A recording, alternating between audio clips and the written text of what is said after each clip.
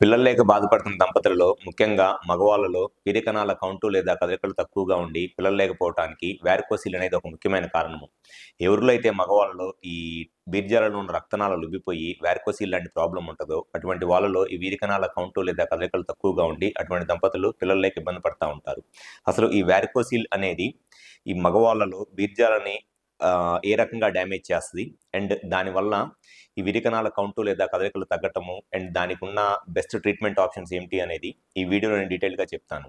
నా పేరు doctor Kranthi Kumar Reddy, consultant andrologist, Jai andrology and men's health. నేను మగవాళ్ళలో ఎటువంటి సంతాన సమస్యలు ఉన్నా, ముఖ్యంగా ఈ విరికణాల కౌంటు లేదా కదలికల్లో ప్రాబ్లం ఉండి పిల్లలకి ఇబ్బంది పడుతుంటే అటువంటి దంపతులలో మగవాళ్ళకి నేను ట్రీట్మెంట్ చేస్తాను. ముందుగా వారికోసిల్ ప్రాబ్లం ఉన్న మగవాళ్ళలో ఉండే సమస్య ఏమిటి అని అంటే, నార్మల్ గా ఎవరిలో అయినా సరే మగవాళ్ళలో టెస్టిస్ కి అంటే బీర్జాలకి ఈ రెడ్ కలర్ లో ఉన్న దీన్ని టెస్టిక్యులర్ ఆర్టరీ అంటారు. ఈ టెస్టిక్యులర్ ఆర్టరీ నుంచి టెస్టిస్ కి హార్ట్ నుంచి ఫ్రెష్ బ్లడ్ వస్తుంది అనమాట. హార్ట్ నుంచి టెస్టిక్యులర్ ఆర్టరీ ద్వారా టెస్టిస్ కి ఫ్రెష్ బ్లడ్ వస్తుంది. ఈ బ్లడ్ లో ఉన్న ఆక్సిజన్ ని టెస్టిస్ యూస్ చేసుకొని దాని నుంచి స్పెర్మ్ కౌంట్ ని అండ్ టెస్టోస్టెరాన్ హార్మోన్ ని ప్రొడ్యూస్ చేస్తాయి. అది నార్మల్ గా టెస్టిస్ కి ఉండే ఫంక్షన్. ఒకటి స్పెర్మ్ ప్రొడక్షన్ అండ్ ఇంకోటి టెస్టోస్టెరాన్ ఫంక్షన్. టెస్టిస్ కి హార్ట్ నుంచి ఫ్రెష్ బ్లడ్ ఆక్సిజన్ తీసుకొని వచ్చినప్పుడే ఈ టెస్టిస్ నార్మల్ గా ఫంక్షన్ చేస్తాయి. ఫ్రెష్ బ్లడ్ లో ఉన్న ఆక్సిజన్ ని టెస్టిస్ యూస్ చేసుకొని ఆక్సిజన్ అయిపోయిన బ్లడ్ ఈ బ్లూ కలర్ వెయిన్స్ ద్వారా మళ్ళీ హార్ట్కి వెళ్ళిపోయింది అనమాట. అది నార్మల్ టెస్టిస్ బ్లడ్ సర్క్యులేషన్.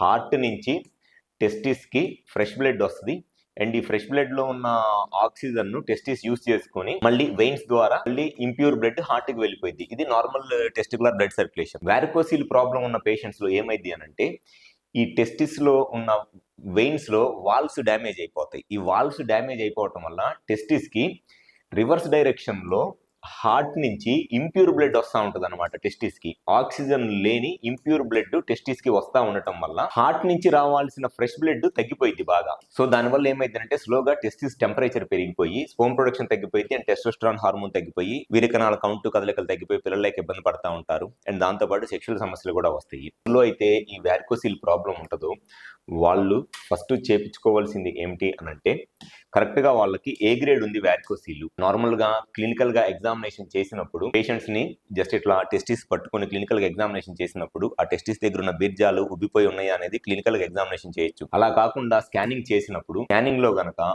ఈ టెస్టిస్లో ఉన్న టోటల్ డాప్లర్ చేసినప్పుడు వెయిన్స్ కనుక ఇట్లా డైలేట్ అయిపోయి కనపడుతుంది అని అంటే దీన్ని జనరల్గా గ్రేడ్ 3 గ్రేడ్ 4 వారికోసిల్ అని అంటారు. ఇది జనరల్గా గ్రేడ్ 3 గ్రేడ్ 4 వారికోసిల్ కిందకు వస్తుంది. సో ఈ గ్రేడ్ 3 గ్రేడ్ 4 వారికోసిల్ ఉంది అని అంటే ఖచ్చితంగా టెస్టిస్ చాలా ఫాస్ట్ గా డ్యామేజ్ అవుతుంది అనేది అర్థం. సో ఫస్ట్ క్లినికల్ గా చూసుకోవాలి టెస్టిస్ లో వెయిన్స్ ఏమన్నా ఉబ్బిపోయినాయి అనేది.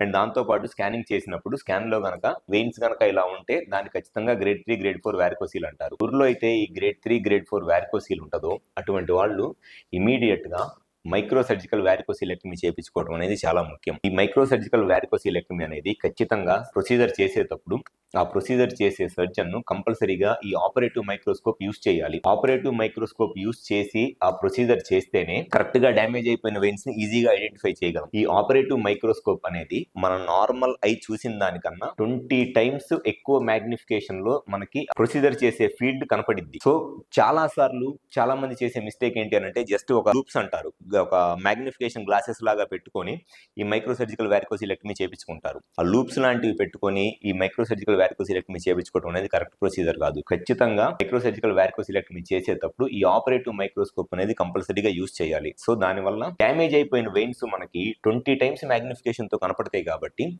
డెఫినెట్ గా చాలా ప్రొసీజర్ అనేది చాలా ప్రిసైజ్ గా ఉండి రిజల్ట్స్ అనేవి చాలా బెటర్ గా ఉంటాయి. అండ్ ఈ మైక్రో సర్జికల్ వారికోసిలెక్టమీ చేసేటప్పుడు ఆపరేటివ్ మైక్రోస్కోప్ తో పాటు 20 మెగాహెర్ట్జ్ ఇంట్రా ఆపరేటివ్ డాప్లర్ అంటారు. ఈ 20 మెగాహెర్ట్జ్ ఇంట్రా ఆపరేటివ్ డాప్లర్ కూడా ఖచ్చితంగా యూస్ చేయాలి. సో ఖచ్చితంగా ప్రొసీజర్ చేసేటప్పుడు మైక్రోస్కోప్ ప్లస్ ఈ ఇంట్రా ఆపరేటివ్ డాప్లర్ కూడా యూస్ చేస్తేనే కరెక్ట్ గా ప్రొసీజర్ చేయగలం. విజయవాడలో మా దగ్గర 100% ప్రతి మైక్రో సర్జికల్ వారికోసిలెక్టమీ ప్రొసీజర్ లో ఆపరేటివ్ మైక్రోస్కోప్ యూస్ చేస్తాము అండ్ ఈ 20 మెగాహెర్ట్జ్ ఇంట్రా ఆపరేటివ్ డాప్లర్ కూడా యూస్ చేస్తాం. కాబట్టి మా దగ్గర ఈ ప్రొసీజర్ చేయించుకున్న చాలా మంది పేషెంట్స్ వాళ్ళ టెస్టిస్ మళ్ళీ నార్మల్ ఫంక్షన్ కి వచ్చి స్పెర్మ్ కౌంట్ అంతా నార్మల్ గా ఇంప్రూవ్ అయ్యి ఆ కప్పుల్లో నార్మల్ ప్రెగ్నెన్సీ ప్రెగ్నెన్సీ రావడానికి చాలా ఎక్కువ అవకాశం ఉంటుంది. అండ్ ఫ్యూచర్లో ఎటువంటి సెక్షువల్గా ఈ అంగస్తంభన స్థితిస్థలనం ప్రాబ్లమ్స్ రాకుండా కూడా వాళ్ళకి సెక్షువల్ లైఫ్ కూడా చాలా హ్యాపీగా ఉంటుంది. సో ఎవరైతే మగవాళ్ళలో ఈ వారికోసీల్ ప్రాబ్లంతో పిల్లలు లేక ఇబ్బంది పడుతున్నా, లేకపోతే ఈ వారికోసీల్ ప్రాబ్లం వల్ల స్పెర్మ్ కౌంట్ తగ్గిపోయి దానివల్ల ప్లస్ సెక్షువల్ గా కూడా ఈ అంగస్తంభన స్థితిస్థలనం లాంటి ప్రాబ్లమ్స్ తో ఇబ్బంది పడుతున్నా, ఒకసారి మా హాస్పిటల్కి వచ్చి కన్సల్ట్ అవ్వండి.